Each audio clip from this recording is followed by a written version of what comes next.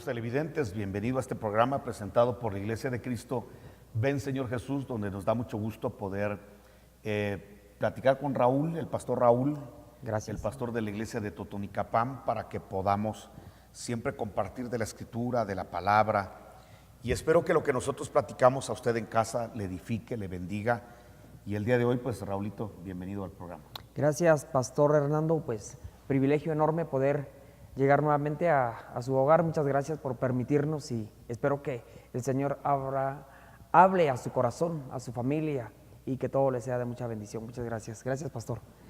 El tema que hoy quisiéramos que desarrolles es sobre el reino de Dios en la tierra, porque está mal interpretado o no está bien explicado. Se ha confundido a la iglesia con el reino, porque muchos piensan que el reino solo es el dinero, la riqueza, la fortuna, la tierra. Y entonces se habla de reino, se habla de reino, se habla de reino. E inclusive cuando Jesucristo nació y el rey de los judíos ha nacido, se mentalizaron las personas que venía el libertador que los iba a sacar a lo mejor de la pobreza, de la esclavitud y todo eso. Esa concepción que se ha tenido, se ha desarrollado hasta estos días, que es el reino de Dios en la tierra. Muy bien dicho, Raúl, de que el reino de Dios o el reino lo han malinterpretado siempre, ¿va? Me gusta el ejemplo que pones. Cuando Jesús vino a Israel, la gente creía que el rey, el Mesías, el Cristo, venía a liberarlos de la opresión romana que vivían en ese tiempo. Y el choque que hubo en la mente religiosa con lo que Jesús vino a hacer, porque ellos leían y malinterpretaban la Escritura. De hecho, los judíos siempre han malinterpretado la Escritura, y pues en el tiempo de Jesús no era la excepción.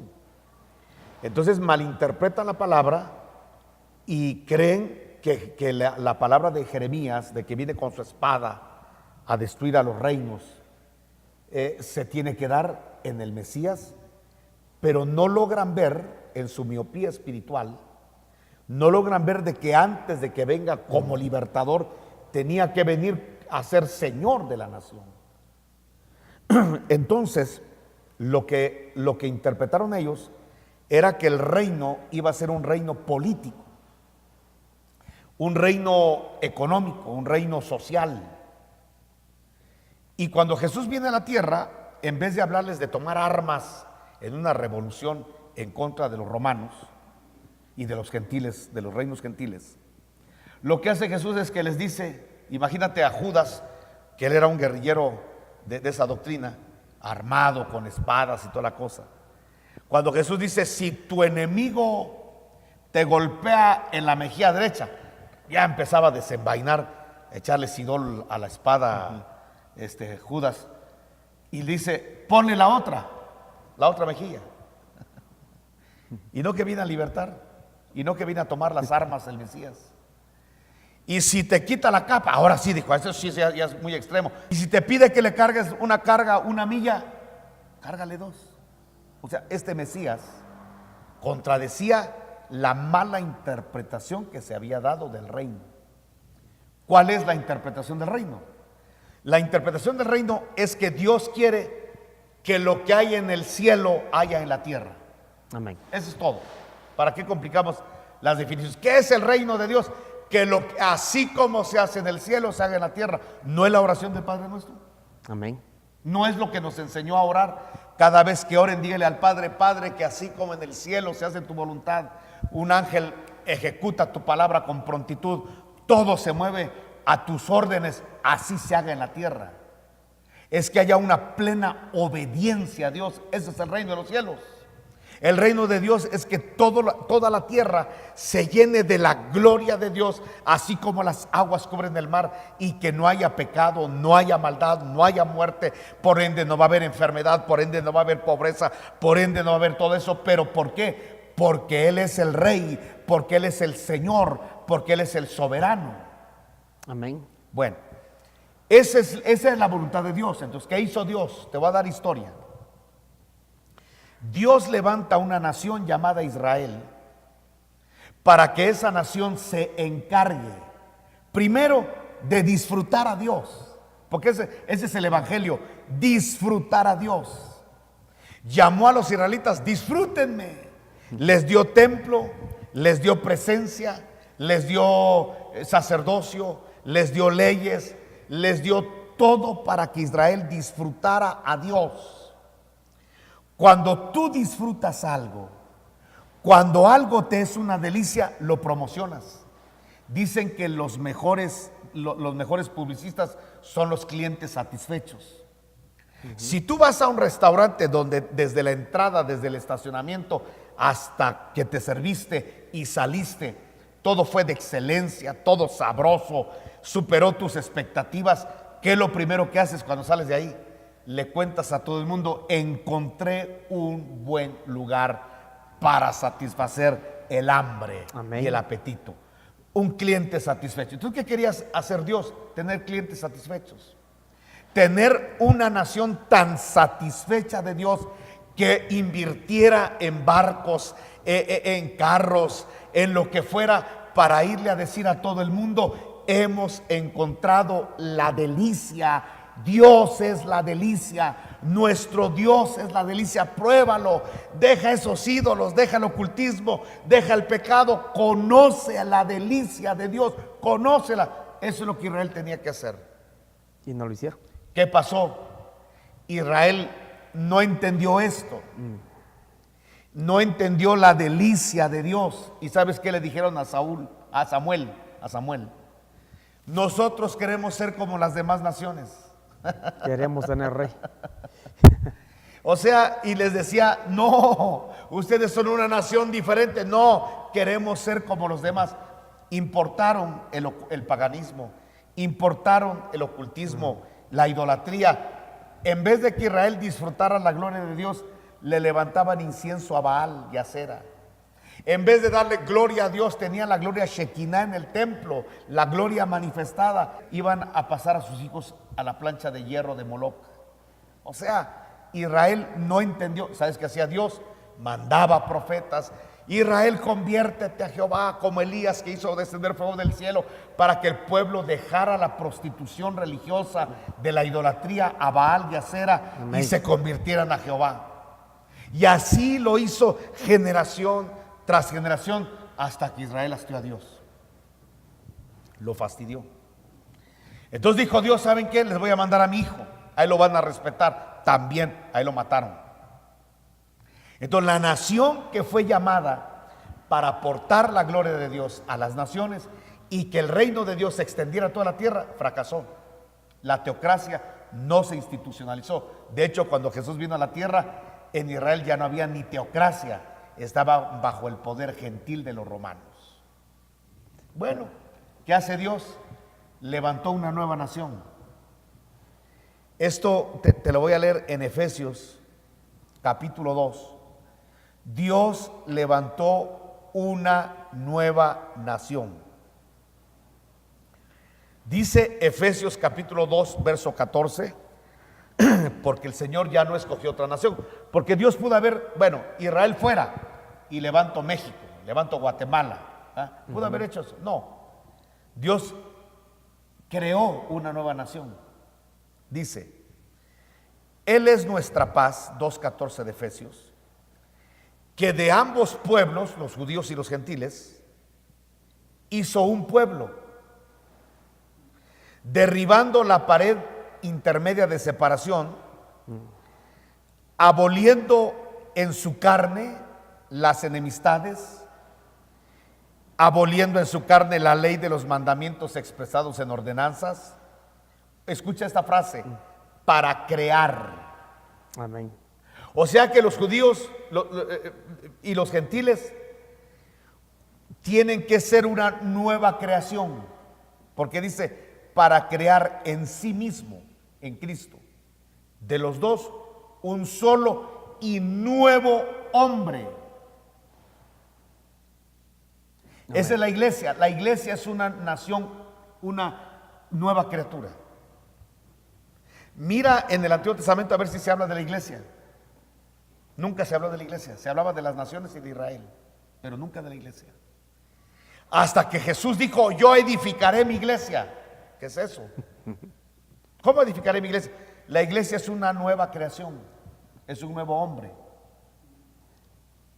No es la continuación de los judíos, no, mucho menos de los gentiles.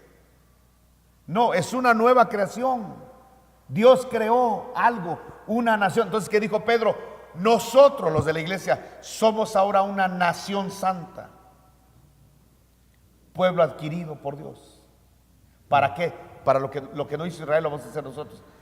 Para anunciar las virtudes de aquel que nos llamó de las tinieblas a su luz admirable. La iglesia es una nueva nación, es una nación metida en las naciones. Amén. ¿Qué es lo que tenemos que hacer nosotros? Lo que no hizo Israel. Que tu voluntad del cielo se haga aquí en mi vida. Quiero disfrutarte para contarle a todos allá afuera que hay un Dios que se puede disfrutar. Un Dios que se puede saborear, que se puede paladear. Un Dios que se puede sentir, que es tangible, que te puede bendecir, que te puede visitar. Ese es el reino de Dios. Y en este reinado, ¿nosotros somos reyes y sacerdotes? Bueno, sí, acuérdate que Él es el rey, con mayúscula, de reyes, minúscula. La Biblia dice en Apocalipsis capítulo 1, por tu pregunta, dice la Escritura que el día que el Señor nos lavó con su sangre, estoy en Apocalipsis 1:5, dice que el día que Él nos lavó de nuestros pecados con su sangre, verso 6, nos hizo reyes y sacerdotes para Dios su Padre. O sea que cuando tú fuiste lavado de tus pecados, no cuando fuiste pastor, no, cuando fuiste lavado, Amén. ahí te hicieron rey. La pregunta es, ¿rey de qué? Tú no eres rey de Totonicapán, ni yo rey de Shela. Imagínate en la congregación que tenemos, con la membresía que tenemos, todos somos reyes. ¿Reyes de qué? ¿De qué reyes? Entonces, Jesús dijo muy claro, mi reino no es de este mundo. Amén. Entonces el nuestro, el que nos están otorgando, luego entonces tampoco debe ser de este mundo. ¿Por qué Dios me llama mi rey? ¿Por qué? Porque me está dando una autoridad. Los reyes tienen autoridad. Ahora, ¿autoridad sobre qué? Sobre un mundo espiritual. A mí no me está llamando para que me convierta en el próximo alcalde de Quetzaltenango. Bueno, creo que ni podría, por nacionalidad creo que ni podría. Pero te voy a decir una cosa, el Señor no nos está haciendo a nosotros gobernantes de la tierra. Nos está dando una autoridad, un cetro de autoridad. ¿Por qué? Porque este mundo yace bajo el poder del maligno y yo ahora tengo la autoridad, tú tienes la autoridad de pelear Amén. contra principados, potestades, huestes de maldad y que se sujeten. Amén. He aquí os doy autoridad, ahí los hizo reyes, os doy autoridad o potestad para hollar serpientes y escorpiones y sobre todo género de mal. ¿Para qué me dio autoridad el Señor?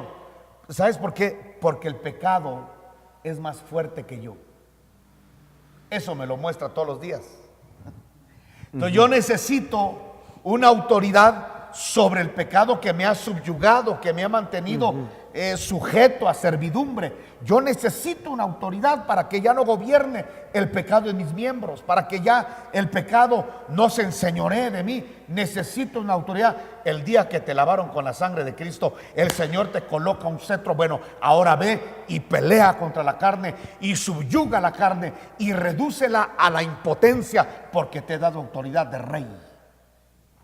Como dijo Pablo, hay que aprender a contentarse, cualquiera que sea la situación, porque nosotros tenemos algo interno, que sabemos y estamos bajo gobierno, bajo ese reinado de carácter espiritual, que es la que nos rige, la que nos manda, porque ese es el problema, de cómo muchas personas enfocan el reino en esta tierra, ¿verdad? Entonces la gente cree que el tener el poder económico, el tener muchas cosas en la tierra, se está haciendo el reino. Pero, hijo, todos sabemos que Vamos a ponerte ejemplos. Te voy a poner ejemplos de blasfemos. Todos sabemos que hay cierta música blasfema. De hecho, hoy en día hay una música que está denigrando a la mujer.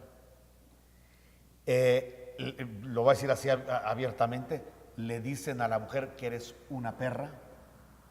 Le hablan a la mujer con vulgaridad de su cuerpo, de sus formas. La verdad que la cosa está muy satánica.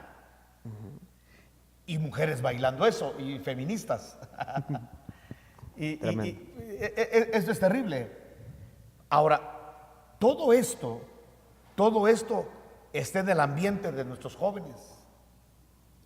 Todo esto está en el ambiente donde tú vas a estudiar, te subes a una camioneta, oyes eso, estamos bombardeados. Pero qué hermoso cuando el Señor le entrega el día que se convierte un joven y pueda llegar a un instituto y pueda llegar a desarrollarse en una generación contaminada, viviendo de una manera diferente porque es rey y es sacerdote. Amén. Eso no tiene nada que ver si tienes dinero o no tienes dinero. Bueno, ¿qué te estoy diciendo? Esa gente que produce esa música, a eso y quería llevarte. Esa gente es millonaria. Ellos podrían decirte, si el reino de los cielos es dinero, yo ya no lo necesito, porque en el reino de las tinieblas ya me lo dieron. No sé si me explico. Sí. ¿Cómo le podrías llevar el evangelio del reino a un millonario narcotraficante si tú le vas a decir que el reino de los cielos es que él se va a volver millonario? Te va a decir, mijito, te va a decir, yo ya soy millonario, entonces el reino de Dios no es para mí, porque yo ya tuve el reino, el dinero, los millones sin Cristo, sin Dios. El reino de los cielos tiene que ser algo tan grande, que un narcotraficante no lo pueda comprar con su dinero, con sus caletas de dinero. El reino de los cielos tiene que ser tan inaccesible, tan grande, tan poderoso, tan glorioso, que no lo pueda comprar un millonario enriquecido por música diabólica. Tiene que ser algo que no se puede comprar. El César jamás se convertiría, porque le diría a Jesús, tengo la autoridad sobre todos los reinos de la tierra, de Roma. Tengo dinero, tengo servidores. Entonces, si ese es el reino de Dios, yo ya lo tengo, sin Cristo. Sí. No, el diablo le ofreció al Señor todos los reinos de la tierra y la gloria de ellos, si postrado me adorares, porque a mí me los han dado. Entonces los reinos de la tierra y las riquezas son del diablo. No sé si me explico. Sí. Y ahora el Señor, ¿qué dijo? El Señor dijo a través de Pablo, el reino de los cielos no es ni comida ni bebida, sino justicia, gozo y paz en el Espíritu. Ahora, yo te digo una cosa, mijo, te digo con todo respeto, de todas las personas, puede haber algún narcotraficante que nos esté viendo, una persona que se ha enriquecido a base de la idolatría, a base de estafar, a base de la usura, puede haber. Le podemos decir que con todo el dinero que ha amasado, jamás podrá comprar el perdón de pecados, aunque falsamente se lo ya hayan vendido. Si a alguien ya le vendieron el perdón de pecados, porque le dicen que hay un hombre que se los puede perdonar, lo estafaron. Y si pagó, invirtió mal su dinero, porque no hay un hombre en la faz de la tierra que pueda perdonar los pecados del hombre delante de Dios. El único que puede perdonar los pecados es el Cordero de Dios, que se llama Jesucristo. Amén. ¿Con qué puede pagar la limpieza de su alma? Eso no se puede pagar. Eso no lo podía pagar el César. Eso no lo podía pagar el joven rico. Eso no lo podía pagar Zaqueo. ¿Qué hizo el Señor? Lo compró y se lo está regalando a todo aquel que quiere. Ese es el reino de Dios, el perdón de pecados. Amén. El reino de Dios es que te van a devolver la comunión con Dios. A ver qué es el celular, por caro que sea, el más caro que haya, chapado en oro o de oro. A ver, yo quiero ver que alguien le marque a Dios de esto y le diga y que Dios le conteste. A ver, quiero ver eso. Eso no se compra con dinero. El reino de Dios es que Cristo te reconcilió con el Padre para que donde quiera que estés solo le digas Padre y ahí esté tu Padre. Amén. Eso no se compra con dinero. Ese es el reino de Dios. El reino de Dios es invisible. Se hace visible, pero es invisible al ojo humano. Pero se hace visible. El verbo, lo invisible de Dios, se hizo visible en la persona de Jesús. Para que todas las glorias de Dios se hagan tangibles ahora. No sé si me explico. Sí, amén. Dios nos está materializando, en ese buen sentido de la palabra, su reino en Jesús.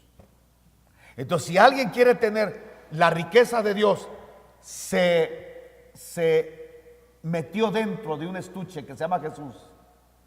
Cuando tú tengas a Jesús, lo tendrás todo. Amén. ¿A qué se refiere la Biblia cuando dice que cualquiera que deje casas, hermanos, esposa, hijos, yo le daré 100 veces más En esta. en esta Y en la otra, la vida eterna. y la vida eterna? Bueno, si somos literales, yo tendría que dejar a mi mujer y recibir 100 mujeres más. Desde luego no es literal. No sería literal que yo dejara padre y madre y entonces ya voy a tener 100 papás, 100 mamás. No es literal. O sea, pongámosle sentido común a las cosas. Es que tú cuando tú dejas, vamos a suponer que tú dejas un mal negocio, en el sentido de que te están queriendo corromper, lo dejas por agradar a Dios. No es de que Dios te va a multiplicar, hermano, ¿de cuánto era lo que le ofrecían los corruptos? 1 millón, a Dios le va a dar 100 millones. No, no es eso. Pero lo vas a disfrutar, porque algo que alimenta al hombre de Dios es agradar a Dios. Lo vas a disfrutar como que tengas 100 veces más lo que dejaste. Amén. Porque cuando se habla de reino, muchas personas utilizan bases bíblicas así para tergiversar, para confundir a la gente y decirle, este es el reino, este es el reino. Y hablo de gente que es cristiana. No, si la Biblia se ha vuelto la fuente de herejías más grandes del mundo. En nombre de Dios se han hecho guerras, en nombre de Dios se han dicho herejías, como esa que tú me estás diciendo. Es una verdadera tergiversación de la escritura. Decir que si yo doy ahorita 100 quetzales, y cómo lo manipulan los predicadores de la prosperidad, ya vas a tener automáticamente a la bolsa 100 más. No. Despójate de algo que te sirve y dáselo a la obra de Dios. Dáselo a una viuda, a un huérfano, a un pobre. Y vas a recibir una remuneración en tu corazón como que tú hubieras recibido 100 veces más. Seamos sinceros, Raúl. Tú recibes diezmos, yo también recibo diezmos. Recibimos ofrendas. Pero ¿será ese el verdadero salario de un ministro? ¿Será ese la verdadera remuneración que Dios nos quiere dar? Sería muy pobre, nos pagaría muy bajo a algunos. A otros les han de recibir mucho, pero quiero decirte algo. El verdadero salario de un ministro está cuando ves un alma endurecida, que por la palabra, que por la unción que Dios te ha dado, se quebranta. Amén. Una vida desordenada, enemistada con Dios, que porque tú eres el instrumento de Dios, se va a reconciliar con Dios. Cuando aquel drogadicto que temblando llega, ya no tiene ni sistema nervioso en paz, que ya está desahuciado, que ya lo llevaron a tantos lugares, y que de repente se levante y diga, yo quiero a Cristo, el que me estás predicando, a ese Cristo lo quiero yo, y que acepte a Cristo y se rompa ese vínculo con la droga, ¿no será ese un mejor salario? Amén. Ese es 100 veces más que estrenar carro. Amén, así es, pastor. ¿Están en contra de que estrenen carros, pastores? No. Pero ese no es el verdadero salario. El verdadero salario es cuando, por ejemplo, ves una persona entregada a la idolatría, que ese es un adulterio espiritual y que si se muere se va al infierno el idólatra, y de repente rompe el vínculo con el ídolo para aceptar al Dios que es espíritu y someterse a él y salvarse del infierno. No, eso te trae más alegría, 10,000 veces más alegría. Mira, las satisfacciones más grandes son cuando se acerca la gente, hermano, gracias. Esa palabra me cambió la vida, esa palabra me transformó. Yo tenía otros criterios, otras costumbres, otra forma de ser.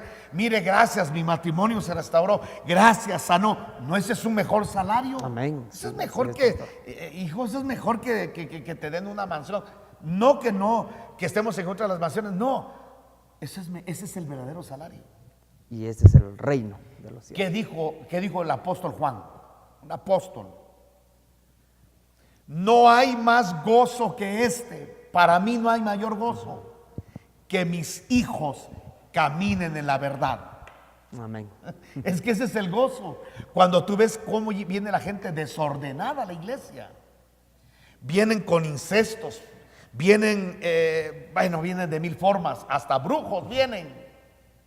Y de repente al cabo del tiempo los ves danzando, alabando al Señor, quebrantados, tocados en su presencia. ¿No es eso una satisfacción como que tuviera 100 veces más? Amén, así es, pastor. No dice la Biblia que por uno, mira lo que festejan en el cielo, para saber si tú estás en sintonía con Dios. Hay fiesta en los cielos. Por uno. Cuando un pecador se arrepiente. Entonces, hijo, no dice cuando un hombre es prosperado, cuando un hombre es enriquecido, cuando un hombre es sanado. Eso no produce el gozo del cielo. Pero cuando alguien se arrepiente, cuando alguien limpia su corazón, eso lo celebra el cielo. Debemos aprender a celebrar en la tierra lo que celebran en el cielo y dejar de celebrar un poco lo que no se celebra en el cielo. Gracias, pastor. Amigos televidentes, este programa es presentado por Iglesia de Cristo Vencedor Jesús, de la ciudad de Totonicapán, de la ciudad de Quetzaltenango. Que el Señor les bendiga y les guarde.